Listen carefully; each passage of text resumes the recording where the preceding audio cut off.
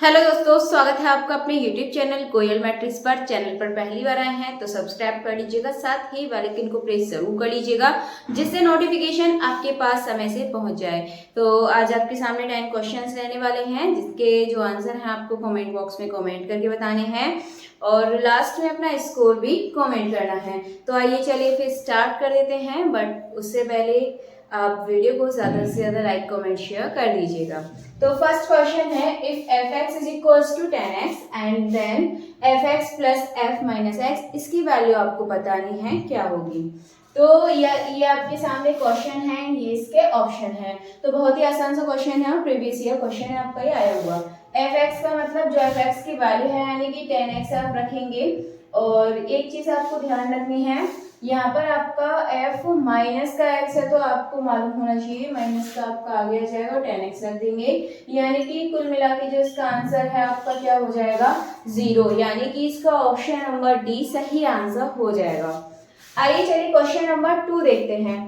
Question number 2 है the number of non empty subset of the set 1 2 3 4 is. इसमें आपको बताना है number of non empty subset के नंबर बताने हैं आपको और ऑप्शंस आपके सामने हैं।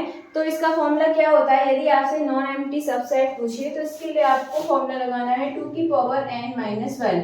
तो 2 की पावर n कितनी है 1 2 3 4 है, 4 लगाएंगे माइनस 1 करेंगे, 2 की पावर 4 16 माइनस 1 कितना बचेगा आपके पास 15। तो इसका जो ऑप्शन नंबर बी है ये आपका सही आंसर हो जाएगा। आइए चलिए क्वेश्चन नंबर 3 देखते हैं। ये है in order to define an equivalence relation r on a non empty set a which is not required. बहुत ही आसान सा क्वेश्चन है, चारों उसकी प्रॉपर्टी यदि आपको याद है तो आप आसानी से आंसर बता सकते हैं।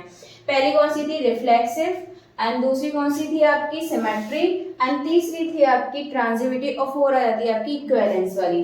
तो आपसे ये पूछी है, मतलब इक्विवेलेंस के लिए आपसे पूछा है कि इसकी क्या प्रॉपर्टी होती है। तो ये तीनों तो होती है, इसमें कौन सी नहीं होती है, तो option number c anti symmetry इसकी प्रॉपर्टी नहीं होती है। तो इसका जो ऑप्शन नंबर सी है ये आपका सही आंसर हो जाएगा। चलिए फिर देखते हैं हम आगे के क्वेश्चंस। क्वेश्चन नंबर 4 है the number of reflexive relation on a set containing 4 elements. 4 elements हैं जिस सेट में, आपको उसका बताना है नंबर ऑफ रिफ्लेक्सिव रिलेशन। तो इसके लिए आपको फॉर्मूला याद होना चाहिए। इसका जो फॉर्मूला होता है आपका वो क्या होता है आपका 2 की power n square minus n, ये आपका फॉर्मूला होता है, ये आपको याद रखना है। तो n कितना है आपको यहाँ पे 4, तो आप क्या करेंगे n की जगह रखिए 4, तो 4 का स्क्वायर करेंगे 16 माइनस 4 और आपका जो आंसर है यहाँ पे बचेगा 2 की पावर 12, यानी कि इसका जो आपका सही आंसर है ये हो जाएगा आपका ऑप्शन नंबर सी 2 की पावर 12 इसका सही आंसर हो जाएगा। चलिए अब देखते हैं क्वेश्चन नंबर 5। ये है आपका इफ इज इक्वल्स टू, आपको देखा 1 2 3 4, f is equals to 1 2, total number of onto functions e to f। e से f के लिए फंक्शन बताना है तो सिर्फ e वाले के एलिमेंट्स देखेंगे, कितने हैं आपके 1 2 3 4 हैं आपके। तो इसके लिए जो आपका फॉर्मूला होता है ये लगेगा आपका 2 की पावर n और माइनस 2 कर देते हैं, ठीक है। अगर आपसे total number of onto पूछ ले और e टू f पूछा यानी कि फ्रॉम e टू f है तो e क्या पूछेगा, तो e के लिए लगाएंगे यहाँ पे 4n की वैल्यू।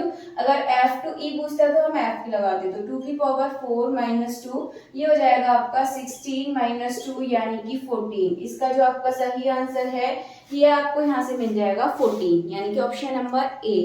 चलिए क्वेश्चन नंबर 6 देखते हैं। ये आपका number of equivalence relation defined in set. इस सेट में आपको क्या बताना है, नंबर ऑफ इक्विवेलेंस। आपको रिफ्लेक्सिव के लिए बता दिया है, ऑन टू फंक्शन के लिए बता दिया है।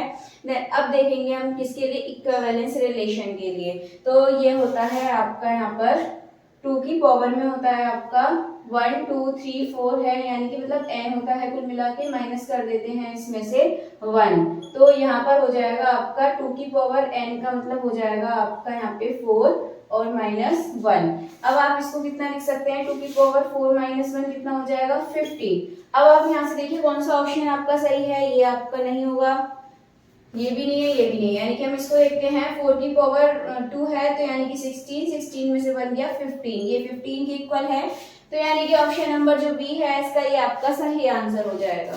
चलिए क्वेश्चन नंबर 7 देख लेते हैं आप। क्वेश्चन नंबर 7 है the set of natural number is not close for the operation. इसमें से किस ऑपरेशन के लिए जो नेचुरल नंबर है ये आपका क्लोज नहीं होता है? तो ऑप्शन है एडिशन, मल्टीप्लाई, सब्ट्रैक्ट या स्क्वायरिंग। तो देखिए नेचुरल नंबर आपके होते हैं 1 2 3 4, 1 से स्टार्ट होते हैं और चलते रहते हैं। अगर आप इसमें एडिशन का ऑपरेशन लगाएंगे तो हम किसी भी नंबर में प्लस करें, जैसे 1 + 3 करें या 3 + 7 करें तो आपका 10 आएगा और 10 आपको यहाँ पर नेचुरल सेट में यहाँ पर मिलेगा। 1 + 3 4 करेंगे तब भी आपको ये सेट में मिलेगा जो इसका प्लस करके आया है।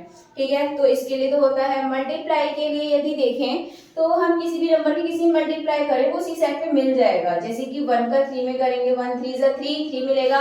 3 का 2 में कर देंगे 3 2 = 6, वो भी एक सेट के अंदर होगा। देन इसके बाद जैसे 6 और 4 ले लिया, 6 4 = 24, वो भी सेट के अंदर ही मिल जाएगा। तो यानी कि मल्टीप्लाई भी होता है। सब्ट्रैक्ट देखिए, सबसे पहले स्क्वायरिंग बता देती हूँ आपको, क्योंकि इसका जो आंसर है वो सब्ट्रैक्ट है। अभी बताती हूँ कैसे होगा। स्क्वायरिंग का मतलब आप इसमें से किसी भी नंबर का स्क्वायर करें, जैसे 2 का स्क्वायर करेंगे 4, तो 4 आपको सेट में मिल जाएगा। 4 का स्क्वायर करें 16, वो भी आपको सेट में मिल जाएगा। किसी का भी स्क्वायर करेंगे नंबर आगे बढ़ता जाएगा और आपको मिल जाएगा इसी सेट में। देन अगर सब्ट्रैक्ट की बात करें तो हम यहाँ किसी भी नंबर, जैसे कि 3 में से 1 माइनस करें 2 तो आपको मिल जाएगा, लेकिन अगर हम उल्टा माइनस कर दें 1 में से 3 करें -2, जो कि आपका सेट के अंदर नहीं होता है। तो जो इसका नंबर है यानी कि ऑप्शन नंबर जो सी है आपका, ये सही आंसर हो जाएगा।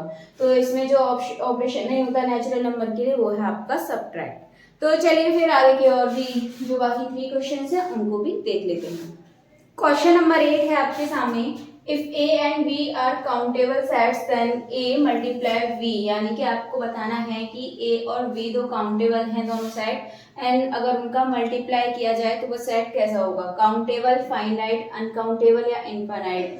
तो जब वो आपके दोनों ही काउंटेबल सेट हैं तो उनका मल्टीप्लाई भी आपका जो आएगा वो भी एक काउंटेबल सेट ही आएगा। यानी कि इसका जो ऑप्शन नंबर ए है ये आपका सही आंसर हो जाएगा। चलिए क्वेश्चन नंबर 9 देखते हैं। ये the domain of f(x) is equal to आपको दे रखा है, तो इसको सॉल्व करेंगे 16 - x²। एक चीज आप ध्यान रखिएगा, ये आपको किसमें दे रखा है? रूट में, तो आपका क्या होता है? 0 से बड़ा होता है। अब इसके बाद हम x² को पहले लिखेंगे, तो x² - 16 करेंगे तो आप इसके जो साइन है उनको पलट देते हैं, ये भी आपको अच्छे से पता होगा। अब यहाँ से पॉइंट निकालेंगे, क्या आएंगे? x + 4 एंड दूसरा आएगा x - 4। अभी आप दिखाएंगे यहाँ पर तो 2 पॉइंट आपको मिल गए 4 और -4। ठीक है, तो इसका जो आपका आंसर है सिंपली ये हो जाएगा आपका ऑप्शन नंबर बी -4 और 4।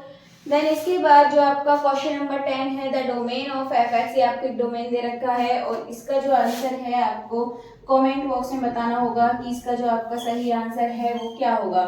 साथ ही आपको ये भी बताना है कि आपको टोटल 10 में से कितने क्वेश्चंस आते थे जो कि आपके सही हुए हैं। तो चलिए फिर आज की जो वीडियो है इसको यहीं पर ख़त्म करते हैं। मिलते हैं हमारी नेक्स्ट वीडियो में नेक्स्ट क्वेश्चंस के साथ।